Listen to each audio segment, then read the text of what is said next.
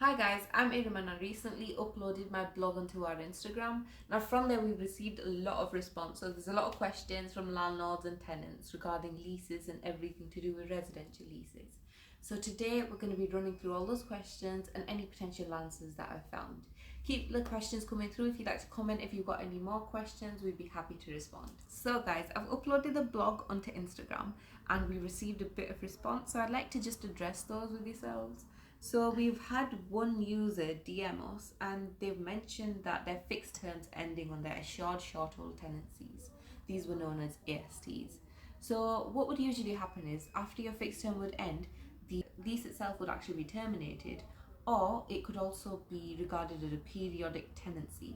So this is when there's regular payments and it's sort of regarded as a monthly rolling contract. So as long as the rent's the same and all the other terms of the lease is actually the same, then it'd be regarded as a periodic tenancy. So now we received another inquiry from a landlord. He's basically asking, he's got a non-assured short-hold tenancy and he's just asking how he can terminate the lease.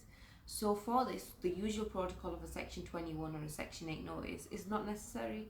They could just terminate the lease as is, but the notice to end the tenancy, it'd have to be put into power after the fixed term expires. So the fixed term would take place and then they could terminate the lease. So guys, another question we got from a landlord regarding my blog was, he has a tenant and the lease is finishing. So basically he wanted to know who's liable for repairing the property if there's any disrepair, or who's cleaning the property.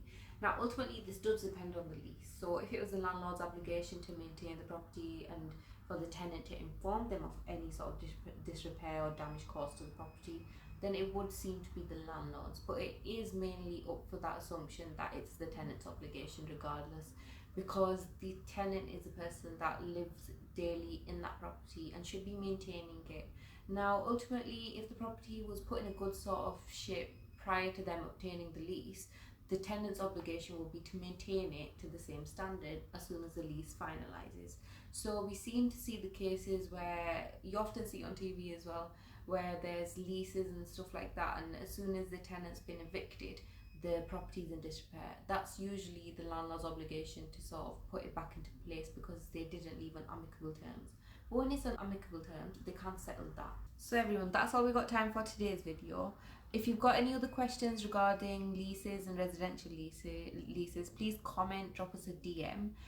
Our next video will be looking more into leases and to different types. If you've got any questions or anything like that, feel free to comment, let us know, and we'll make sure we'll get back to you.